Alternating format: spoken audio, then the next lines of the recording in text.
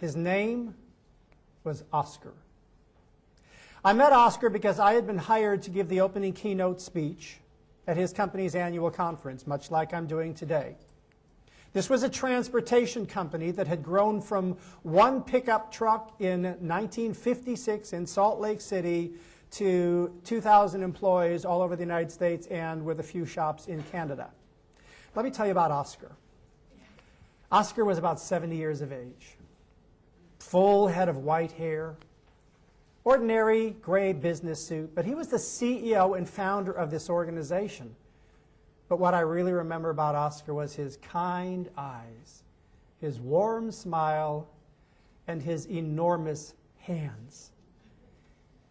He came over to introduce himself to me and to say hi, and when he shook hands with me, my hand just disappeared inside of his hand.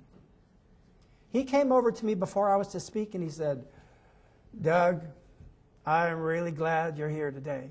Sally showed me your video, and I know that you are the absolute perfect person to help us with the challenges going on in our company. You know people are challenged by all these changes. Thank you for being here. I know you're going to do a great job." Then he walked away, and as is normal before I speak, quite often the president or the CEO of an organization will get up and do 15 or 20 minutes before I speak. So I kind of went over into the corner to kind of watch Oscar do his thing, and I didn't know what to expect. Probably a PowerPoint slide. It was probably going to be pretty bad. You know what I mean? So I stood there and I watched as they introduced Oscar, and he just walked out into the room. He had no notes. He had no PowerPoint. He did not stand behind a lectern. He just walked out into the room. "Sally! Sally, you're here again. Oh, I'm so glad to see you. You came all the way from New Jersey. Sally, great to see you. Barney! Barney!" Now, you guys, you probably noticed out in the parking lot, there's this amazing Harley Davidson. That's Barney's Harley. That is so gorgeous. Silver saddlebags, that's just gorgeous. And I watched him do this for about 10 minutes, just kind of telling stories about people and pointing to people and schmoozing. And I'm standing over here thinking, does he have a speech? Or is this what he's going to do? Is he just going to warm it up? But then he shifted gears a little bit.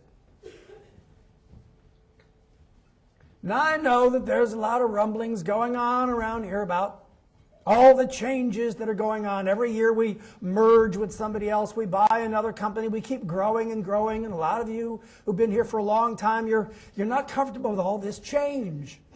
I know. You want it to be like it used to be when it was simple, the good old days.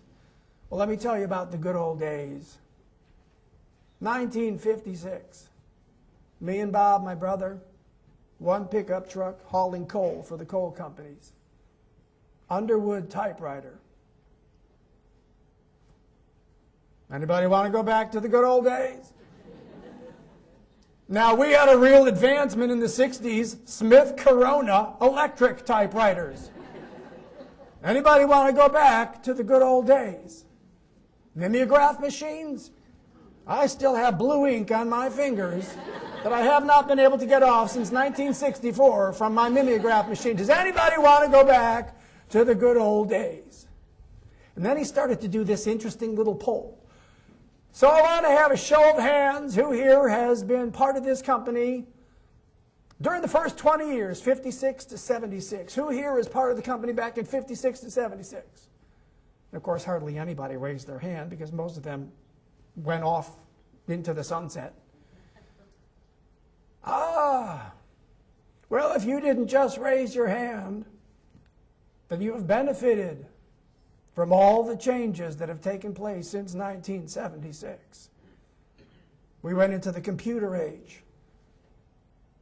We've changed software. We've changed 401k plans. You know, back in the 70s, we didn't have maternity leave. Does anybody want to go back to the good old days before maternity leave and flex scheduling?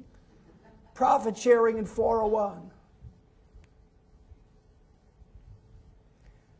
I'm listening to this guy and I'm thinking, this guy is sharp. This guy's good. This is one of the best presentations I've ever heard.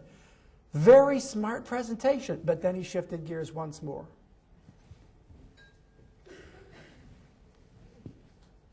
Now, many of you might notice that there's someone missing this year. My wife, Hazel. The cancer took her 6 months ago. I was married to Hazel for 46 years. And she is not here this year for the last 6 months. I have had to deal with a change that I did not want. I did not invite this into my life. But during that 6-year period, we made sure to reconnect. It was like we were dating again. We fell in love at a completely other level. But every morning as I wake up alone in an empty bed. I have coffee by myself. And I come to work because I have to come to work, because I will go crazy if I don't come to work. So I come to work, and I think you know what I mean. But when I go home, the silence is deafening. That is change, my friends. Change is just what it is. It is just life. But I learned an incredible lesson from that last 6 months. And this is the lesson I'd like you to be considering. Change is a lot like breathing. When you stop, you die. This company is going to keep changing because when it stops, we die. We can't compete. So I invite you to do one thing with me as we continue to grow and change and adapt. Keep breathing.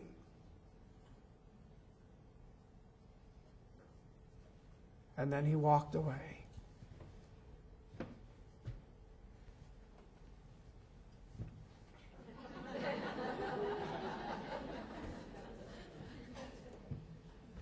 I was next.